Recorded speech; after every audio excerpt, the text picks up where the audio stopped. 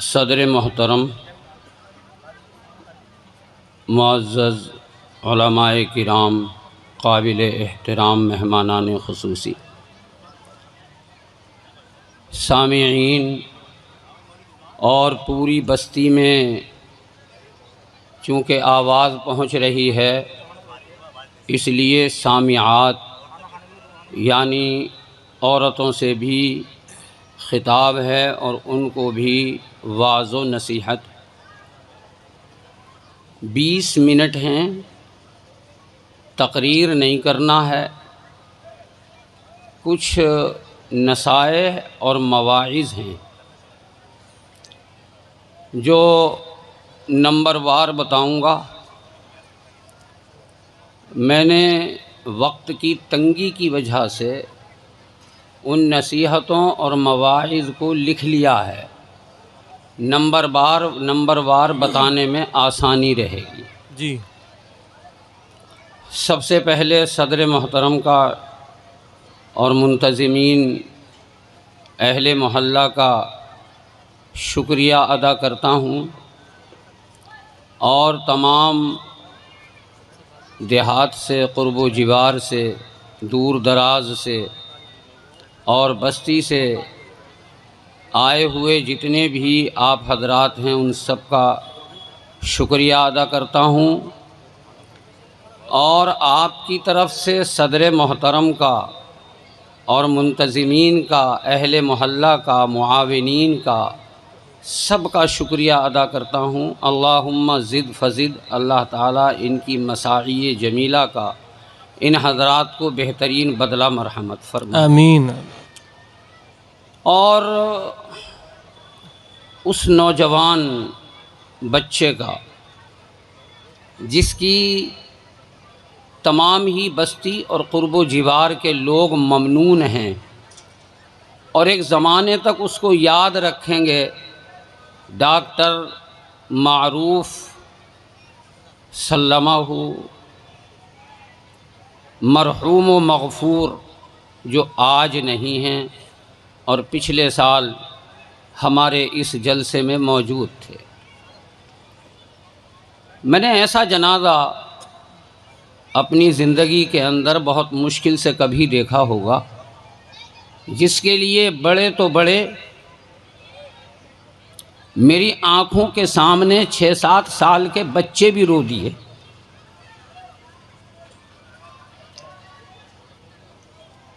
ایسی خدمت تھی اس بچے کی، ایسی ہمدردی تھی۔ میں نے اس وقت یہ سوچا جب ان کی جنازہ نمازہ پڑھنے کے لیے ہم قبرستان میں آئے کہ یہ خدمت کا صلہ دنیا میں ہے جو سب دیکھ رہے ہیں۔ انشاءاللہ تعالی معروف مرحوم و مغفور کو آخرت کے اندر بھی بہت بہترین صلہ ملے گا۔ اللہ تعالیٰ ان کے درجوں کو بلند فرمائے اور اعلیٰ علیین کے اندر ان کو جگہ مرحمت فرمائے، اور ہم سب کی طرف سے ان کو بہترین بدلہ مرحمت فرمائے۔ آمین آمین۔ اس جلسے کے 2 عنوان ہیں، میں نے پوسٹر میں دیکھے۔ دیکھیے، بہت غور سے سنیں، چند نصیحتیں ہیں، کام کی باتیں ہیں۔ تقریر تو ہمارے مہمان حضرات فرمائیں گے، آپ ہماری نصیحتیں سنتے رہتے ہیں، لیکن میں نے بھی موقع غنیمت سمجھا، چونکہ سارے کے سارے ہمارے نوجوان بچے آئے ہوئے ہیں، کچھ نصیحتیں کر دوں۔ ٹائم انشاءاللہ وہی لیا جائے گا جو مجھے دیا گیا ہے، اسی وقت کے اندر ختم کر دوں گا، اپنی بات پوری کر دوں گا۔ 2 عنوان ہیں اس جلسے کے، ایک اصلاح معاشرہ اور دوسرا دور حاضر میں ہمیں کیا کرنا چاہیے، ہماری ذمہ داریاں۔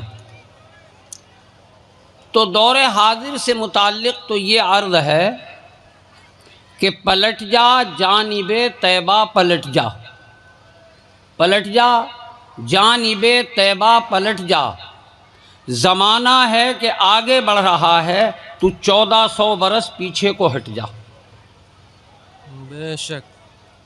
کسی نئے قانون کی کوئی ضرورت نہیں ہے، کسی نئے ڈھنگ کی کوئی ضرورت نہیں ہے، کسی طریقہ کار کی کوئی ضرورت نہیں ہے۔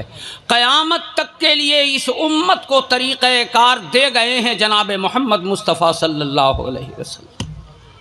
لقد کان لکم فی رسول اللہ اسوۃ حسنہ لمن کان یرجو اللہ والیوم الآخر۔ جناب رسول اللہ صلی اللہ علیہ وسلم کی زندگی مبارک کے اندر جوانوں کے لیے اور بوڑھوں کے لیے، بچوں کے لیے، عورتوں کے لیے، تمام امت دعوت کے لیے، تمام امت اجابت کے لیے، قیامت تک کے لیے نمونہ ہے۔ اور ہر موقع پر، ہر قدم پر، ہر شعبے میں، جنگ کا میدان ہو، گھر کا میدان ہو، بستی ہو، امام ہو، مقتدی ہو، عالم ہو، ان پڑھ ہو، پڑھا لکھا ہو، سیاست داں ہو، گریجویٹ ہو، جج ہو، وکیل ہو، تجارتی ہو، دکاندار ہو، سب کے لیے جناب محمد الرسول اللہ صلی اللہ علیہ وسلم کی زندگی کے اندر نمونہ ہے۔ آپ سب کے لیے لائے ہیں، عمل دے گئے ہیں قیامت تک کے لیے۔ کسی نئے قانون کی اور نئے ڈگر کی، نئے طریقے کی کوئی حاجت نہیں ہے۔ زمانہ ہے کہ آگے بڑھ رہا ہے، تو 1400 برس پیچھے کو ہٹ جا۔ بے شک۔ ہوگا کیسے؟ میں ائمہ کرام سے، عوام سے، مقتدیوں سے، علماء کرام سے یہ عرض کروں گا کہ ایک مجلس کے اندر نہ اصلاح معاشرہ ہو سکتا ہے اور نہ دور حاضر کے تقاضے رکھے جا سکتے ہیں۔ زمینی محنت عوام کے لیے بھی ضروری ہے، علماء کے لیے بھی ضروری ہے، ائمہ حضرات کے لیے بھی ضروری ہے کہ وہ قرآن و حدیث سے روشناس کرائیں عوام کو، اور عوام علماء کرام سے ربط پیدا کریں۔ مساجد کو جس طریقے سے تصحیح الفاظ درسگاہوں کے اندر کرائی جاتی ہے، اسی طرح علماء تصحیح زندگی مقتدیین کی، علماء عوام کی کرائیں، تصحیح کرائیں، اور زمینی محنت کریں، اور زمینی اعتبار سے عوام علماء سے جڑیں، علماء عوام سے جڑیں۔ تب یہ دور حاضر میں ہمیں کیا کرنا چاہیے، علماء بتائیں گے آپ کو، روزانہ کے بیس پر بتائیں گے، روزانہ کے طریقے پر بتائیں گے، ماہانہ بتائیں گے، جمعے کے خطبوں میں بتائیں گے۔ اس سے کام نہیں چلے گا کہ بھاگے آئے اور جناب 2 رکعت نماز جمعہ پڑھی اور آخر کی سنتیں بھی پڑھی نہیں پڑھی نکل گئے، ایسے کام نہیں چلے گا۔ بات سمجھ لیجئے، زمینی محنت کی ضرورت ہے۔ اس وقت میں ایک دم سے آپ کو کوئی انجیکشن نہیں ہے جو لگا دیا جائے، اور نہ کوئی معجون ہے جو چٹا دی جائے، نہ کوئی سیرپ ہے جو گھول کر کے پلا دیا جائے۔ لہذا آج قرآن کریم کے اوپر عمل کرنے کی ضرورت ہے، اکابر کی سوانح سنانے اور سننے کی ضرورت ہے۔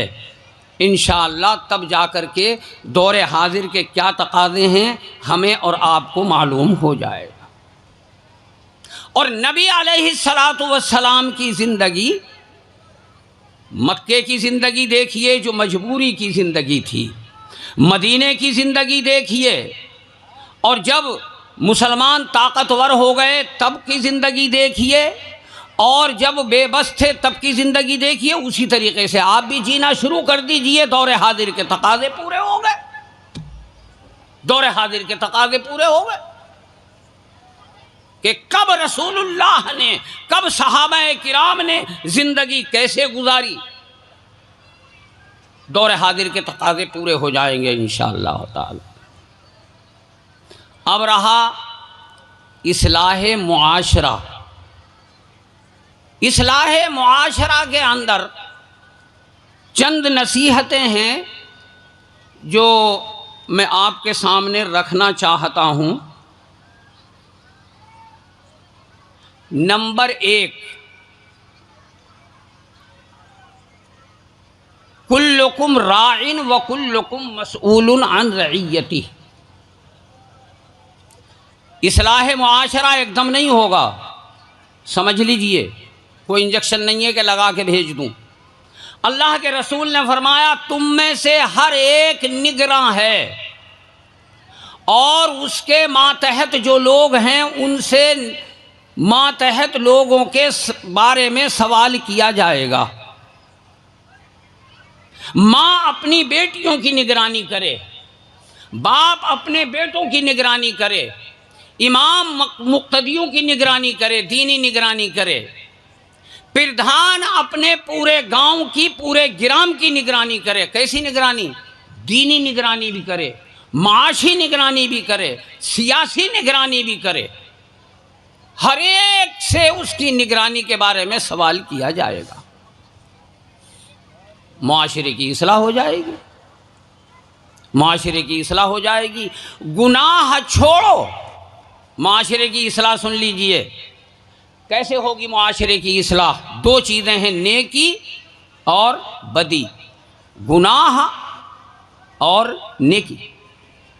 بہت ہی آسان ہے، گناہ کے کام چھوڑ دو، نیک کام اختیار کر لو۔ ہمارے نوجوان ماشاءاللہ بہت نیک کام کرتے ہیں، نوجوان کیا اور بوڑھے کیا، بڑے کیا، جوان کیا، سب بہت نیک کام کرتے ہیں، دن رات نیک کام کرتے ہیں۔ لیکن مسئلہ یہ ہے کہ باغباں بھی خوش رہے، راضی رہے، صیاد بھی۔ کبھی اللہ کو راضی کر لیا تو کبھی شیطان کو راضی کر لیا۔ یہ بات یاد رکھیے، نیک کام کیجئے، اللہ کی فرما برداری کیجئے، اللہ کی نافرمانی چھوڑیے، گناہ چھوڑیے اور نیکی کرو، گناہ چھوڑو اور نیکی کرو۔ یا ایھا الذین آمنوا ادخلوا فی السلم کافہ ولا تتبعوا خطوات الشیطان۔ اللہ کے دین میں، اسلام میں پورے داخل ہو جاؤ، شیطان کی ایک قدم بھی اتباع نہ کرو، معاشرہ سدھر جائے گا۔ آپ یہ چاہیں کہ آج تو جلسہ کرا لیا اور موقع لگا تو نوٹنکی بھی کرا لی، کام نہیں چلے گا۔ سمجھ لیں، آپ جلسے میں بھی چلے گئے اور نوٹنکی میں بھی چلے گئے، جلسہ بھی کرا لیا، شادی آئی تو بھنڈیلے بھی نچا لیے، بھنڈیلوں کو بھی لے آئے، جلسہ بھی کرا لیا اور جناب نوٹنکی بھی کرا لی، ناچ بھی کرا لیا، کام نہیں چلے گا۔ یاد رکھو، کام نہیں چلے گا، سوال ہی پیدا نہیں ہوتا۔ نیک کام کرو، گناہ چھوڑو، یہ ہے معاشرے کی اصلاح، یہ ہے معاشرے کی اصلاح۔ جب تک معاشرے کی اصلاح نہیں ہوگی کہ جی چاہا تو نیک کام کر لیا اور جی چاہا تو برا کام کر لیا، گناہ کا کام کر لیا۔ مجھے تو تعجب ہوتا ہے، ابھی ماشاءاللہ قرآن کریم کی تلاوت ہو رہی تھی مسجد کے اندر، مسجد سے باہر نکلے تو وہی شخص گالی دے رہا ہے۔ ابھی قرآن کی تلاوت کر رہا تھا، ابھی مسجد سے باہر نکلے، ذرا سی کسی سے کوئی بات ہو گئی، فوراً گالیوں پہ اتر آیا۔ یہ معاشرے کی اصلاح نہیں ہوگی، معاشرے کی اصلاح نہیں ہوگی۔ نمبر 1، 3-4 چیزیں بہت اصل ہیں۔ نمبر 1، بد نظری سے بچو، نمبر 1، بد نظری سے بچو، یعنی غیر محرم کی طرف دیکھنا حرام ہے۔ بد نظری کی نحوست دل کے اندر اترتی ہے، غیر محرم سے بات کرنا حرام، غیر محرم کی طرف کو نظر کرنا حرام۔ ماشاءاللہ بہت بچے ہیں، سن لو، منگیتر سے بھی بات کرنا حرام ہے، سمجھ گئے؟ منگیتر سے بات کرنا حرام ہے، مسئلہ سن لو۔ منگیتر جانتے ہو نا، جس طرح غیر عورت وہ بھی غیر عورت ہے، آج فیشن چل پڑا ہے، بات کرنا حرام ہے۔ ایک صاحب کہنے لگے جس سے میرا رشتہ ہو رہا ہے اسے دیکھ لوں۔ من نے کہا دیکھ لو، دیکھنا جائز ہے، لیکن اس کے بعد دیکھنا حرام، اس کے بعد دیکھنا بھی حرام ہے اور اس کے بعد بات کرنا بھی حرام ہے۔ اور اس کا فساد، میں چونکہ زمین سے جڑا ہوا ہوں، اس کا فساد اتنا بھیانک ہے، اتنا بھیانک ہے کہ العما والحفیظ۔ اب جب تم سے خاص بات کرتا نا اور ٹائم ہوتا تو تمہیں بتاتا تمہاری زندگیاں، نوجوانوں کی زندگیاں اس کام سے برباد ہو رہی ہیں اور پوری زندگی برباد ہو جاتی ہے۔ کیوں برباد ہو جاتی ہے؟ ٹائم نہیں ہے، نہیں تو بتاتا تمہیں۔ بد نظری، بد کلامی، اس سے بچو۔ جس طرح غیر محرم عورت کو دیکھنا حرام ہے، لذت کے ساتھ غیر مرد کو بھی دیکھنا حرام ہے۔ بد نظری، دل کالا ہو جاتا ہے، دل سخت ہو جاتا ہے، گناہ کی دعوت دیتی ہے یہ نظر۔ میں حدیث سناتا لیکن ٹائم نہیں۔ نمبر 1 نصیحت ہو گئی، عمل کرو گے، عہد کرو عمل کریں گے، انشاءاللہ دنیا بھی برباد ہوگی، دین بھی برباد ہوگا۔ عمل کرو، عمل کرو، عہد کرو۔ عمل سے زندگی بنتی ہے، جنت بھی جہنم بھی۔ یہ خاکی اپنی فطرت میں نہ نوری ہے نہ ناری ہے۔ نمبر 2، اپنے بچوں کو تعلیم دلاؤ۔ مالدار لوگوں کو چاہیے کہ وہ مدارس کا پورا تعاون کریں، تعلیم کے اوپر خرچ کریں۔ علماء کو چاہیے کہ وہ بچوں کی تعلیم کے اندر انتھک کوشش کریں، انشاءاللہ معاشرہ سدھر جائے گا۔ سمجھ رہے ہیں آپ؟ گناہوں سے اجتناب، بد نظری، غیر محرم کی طرف نظر۔ نمبر 2، برائی کی جڑ۔ آج میں نے 15 منٹ، ماشاءاللہ نوجوان آج کل بستی کے آئے ہوئے ہیں، یہ ہاتھ لگ جاتے ہیں سال بھر میں ایک آدھ بار۔ جی تو یہ چاہتا تھا کہ گھنٹوں سمجھاؤں، مگر ہمارے مہمانان محترم باہر سے تشریف لائے ہوئے ہیں، یہ سمجھائیں گے آپ کو انشاءاللہ۔ میں کیا سمجھا سکتا ہوں ان کے سامنے۔ نمبر 2، نمبر 3 کیا ہے بھائی؟ موبائل۔ میں نے کہا موبائل ضرورت کی چیز ہے، تجربہ کر لو۔ بس ایک بات کہتا ہوں، تجربہ کر لینا، تجربہ شرط ہے۔ موبائل سے بے چینی آتی ہے، گناہوں سے بے چینی آتی ہے۔ اب تم تجربہ کر لینا۔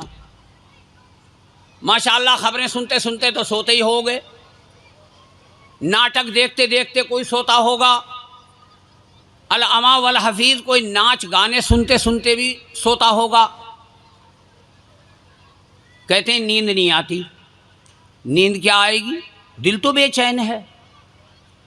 ایک رات ایسا کرنا کرتے ہی ہو، خبریں وبریں سننے کے بعد، یہ بلا وجہ کی جھوٹی اور سب افواہیں سننے کے بعد آپ موبائل کو رکھ لینا اور پھر سونے کی کوشش کرنا، کتنی دیر میں نیند آتی ہے۔ اور دوسری رات ایسا کرنا، اگر ابھی تک نہ کیا ہو، موبائل کھولنا، یاسین شریف یا دوسرا کوئی الرحمن وغیرہ سب اس میں ہوتی ہیں، اپلوڈ ہوتی ہیں۔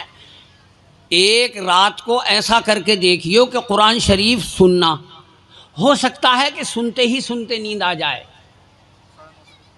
تجربہ کر لو، ہوا میں بات نہیں ہو رہی ہے۔ قرآن شریف کھولنا اور کھولنے کے بعد اس کو سننا شروع کرنا، مجھے یقین ہے 100% اگر یقین نہیں ہے تو 70 60 70% تو یقین ہے مجھے انشاءاللہ قرآن سنتے سنتے ہی نیند آ جائے. نہ آئے تو موبائل بند کر کے رکھ لینا، پھر سونا. اور یہ تجربہ کرنا کہ مولوی صاحب جو کہہ رہے تھے گانے سننے کے بعد نیند کتنی دیر میں آئی، گھنٹوں کروٹیں بدلنی پڑی مگر نیند پھر بھی نہیں آئی، اور قرآن سننے کے بعد کتنی دیر میں نیند آ گئی. موبائل. بچوں کو موبائل سے دور رکھیے. میں نے بہت دفعہ پوری بستی کے اندر جا جا کر کہا گھر کے لیے ایک چھوٹا موبائل رکھو، سب اس سے بات کریں. بہت سمجھا دیا، آج پھر سب سے کہتا ہوں بڑا موبائل گھر میں نہیں ہونا چاہیے. بات سمجھ گئے؟ نمبر 2.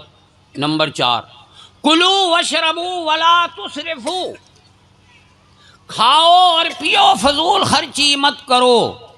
سن لو بات، نام بدلنے سے حکم نہیں بدلتا.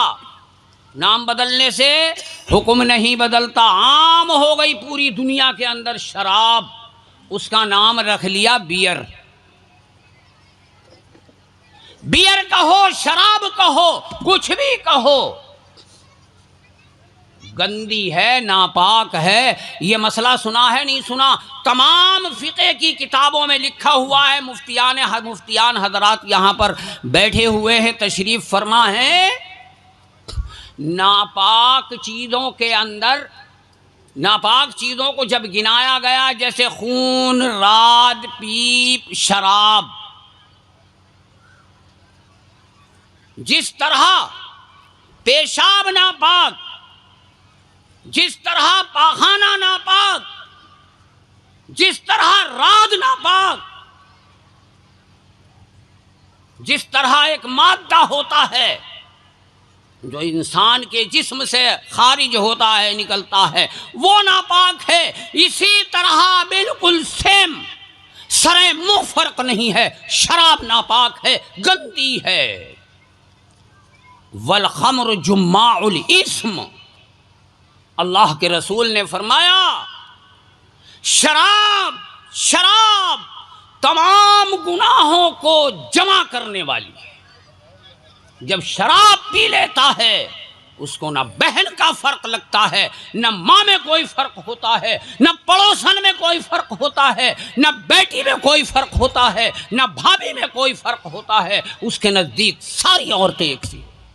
اور اگر نشے میں مر گیا تو بعض علماء کا قول ہے، ان کا موقف ہے کہ اگر نشے میں مرے گا تو کافر مرے گا، کفر پر مرے گا. بتاؤ کسے پتا ہے کہ شراب پینے کے بعد نشے میں ہی مر جائے گا یا نشہ اتر جائے گا تو مرے گا؟ بتاؤ اگر کسی کو یقین ہو.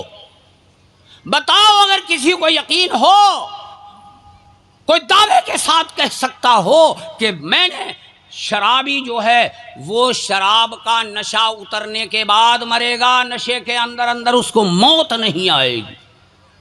اب اگر شراب کے نشے میں مر گیا، چرس کے نشے میں مر گیا، اسمیک کے نشے میں مر گیا، تو بعض علماء فرماتے ہیں کہ وہ کفر پر مرے گا. میرے بھائی، کلو وشربو ولا تسرفو، اللہ نے فرمایا کھاؤ اور پیو لیکن فضول خرچی مت کرو. فضول خرچی مت کرو. سمجھ میں آئی بات؟ انما الخمر والمیسر والانصاب والازلام رجس من عمل الشیطان. اللہ نے فرمایا شراب، سور کے ساتھ شراب کو بیان کیا ہے. ہاں، سور کے ساتھ شراب کو بیان کیا ہے. انما الخمر والمیسر والانصاب، ایک جگہ خنزیر کا ذکر ہے شراب کے ساتھ قرآن میں، اور سور کے ساتھ اور شراب کے ساتھ جوئے کو بیان کیا ہے. جوئے سے جو کمائی آتی ہے وہ بھی شراب کی طرح گندی ہے، وہ بھی شراب کی طرح حرام ہے، وہ بھی شراب کی طرح نجس ہے، اگرچہ اس کی نجاست دکھائی نہیں دیتی. بات سمجھ گئے؟ بہت جلدی کہہ دوں. اپنی طاقت کو مجتمع کرو، معاشرہ سدھر جائے گا۔ دور حاضر کا تقاضا اپنی طاقت کو مجتمع کرو، مظلوموں کی مدد کرو، فریاد رسی کرو۔ عورتیں بھی سن رہی ہیں، یہ آخری نصیحت عورتوں کے لیے ہے۔ نمبر 1، اپنی بیٹیوں کی نگرانی کرو، اپنی بیٹیوں کی نگرانی کرو، دینی نگرانی کرو، انہیں اچھی تربیت دو۔ اور بات سنو، بیٹا ہو یا بیٹی، دیکھ کر کے سیکھتا ہے بچہ، بہت دفعہ بتا دیا، دیکھ کے سیکھتا ہے۔ شوہروں کی فرما برداری کرو تاکہ تمہاری بیٹی فرما برداری کرے، پوری نگرانی کرو بیٹیوں کی، ان کو خدمت سکھاؤ، ان کو گھریلو کام کاج سکھاؤ، بغیر اس کے کام نہیں چلے گا۔ ان کی دینی نگرانی کرو، ان کو دیندار بناؤ۔ یہ عورتوں کی، ماؤں کی سب سے بڑی ذمہ داری ہے کہ وہ اپنی بیٹی کو دیندار بنائیں، ان کی ایک ایک ادا، ایک ایک ادا، ایک ایک قدم پر نگرانی کریں۔ عورتوں کی ذمہ داری ہے کہ وہ اپنے بچوں کو پڑھائیں، صبح ان کو ناشتہ کرائیں، تیار کریں اسکول یا مدرسے کے لیے، یہ ان کی ذمہ داری ہے۔ اور ایک بات بتا دوں، جو عورت، جو ماں اپنے بیٹے کی صحیح نگرانی کرے گی، اپنی بیٹی کی صحیح نگرانی کرے گی، اماں کے گھر کو برقع سر پہ رکھ کے جانے کا ٹائم نہیں ملے گا، یاد رکھنا۔ آج یہاں چلی گئی، کل وہاں چلی گئی، ایسا نہیں ہوگا۔ صبح ناشتہ کرا کے بھیجے گی، اور جناب دوپہر کو کھانا بنا کر کے انتظار کرے گی، دوپہر کو سلائے گی، پھر اس کو کھیل میں لگائے گی، کھیلنے کے وقت کھلائے گی، کھلانے کے وقت کھلائے گی، اور ناشتے کے وقت ناشتہ دے گی، اچھے سے اچھا کھانا کھلائے گی۔ یہ نہیں وہ کیا ہے 50 روپے دے دیے، 20 روپے دے دیے، اور وہ کیا کھا رہا، وہ لمبی لمبی کیا ہوتی ہیں، وہ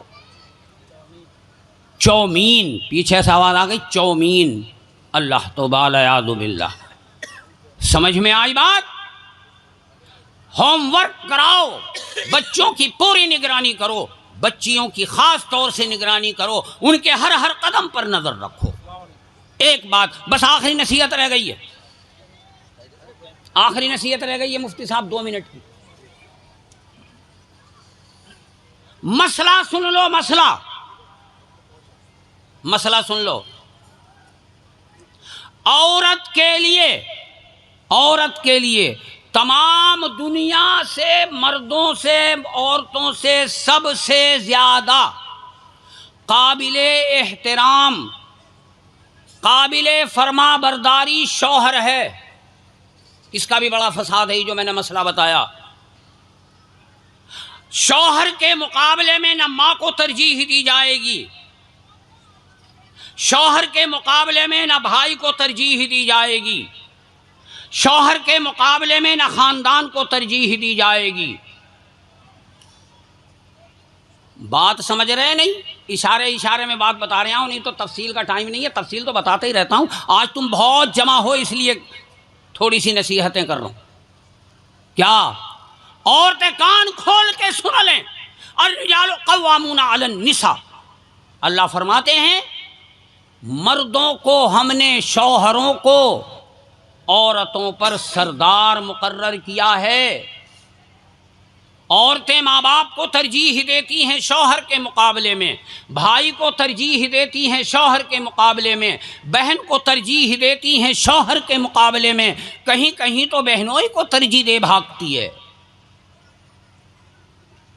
رات دن گھپلا، جھگڑا، رگڑا ہے معاشرے کے اندر، فساد اسی بات کا تو ہے کہ شوہر کے مقابلے میں اولاد کو کہیں ترجیح دے رہی ہے، کہیں باپ کو ترجیح دے رہی ہے، کہیں بھائی کو ترجیح دے رہی ہے، اور بھائیوں کو شوہروں کے مقابلے میں لا کر کے کھڑا کر رہی ہیں، باپ کو شوہر کے مقابلے کے لیے تیار کر رہی ہیں، کئی خاندان کو شوہر کے مقابلے میں لاتی ہیں۔ یقین جانو وہ گھر بن نہیں سکتا جہاں عورت شوہر کے مقابلے میں ماں کو ترجیح دے گی، جہاں شوہر کے مقابلے میں باپ کو ترجیح دے گی، اور جہاں شوہر کے مقابلے میں اولاد کو ترجیح دے گی۔ اولاد کو بھی ترجیح نہیں دی جائے گی، جائز نہیں ہے اولاد کو ترجیح دینا شوہر کے مقابلے میں۔ اللہ کے رسول نے فرمایا اگر کسی کو سجدہ کرنے کا میں حکم دیتا اللہ کے علاوہ، تو یوں نہیں فرمایا کہ عورتوں کو میں حکم دیتا کہ مجھے سجدہ کیا کریں، یوں فرمایا آقا نے کہ اگر اللہ کے علاوہ کسی کو سجدے کا حکم کرتا، میں عورتوں کو حکم کرتا کہ اپنے شوہروں کو سجدہ کیا کریں۔ کہاں ہیں عورتیں؟ بدلو، اپنا معاشرہ بدلو، اپنا سماج بدلو، اپنی عادتیں بدلو۔ اور یہ جو میں نے نصیحتیں بتائی ہیں آج ہی عہد کرو، انشاءاللہ گھر جنت بن جائیں گے اور پھر میری پریشانی بھی کم ہو جائیں گی۔ وآخر دعوانا ان الحمد للہ رب العالمین۔ ماشاء اللہ۔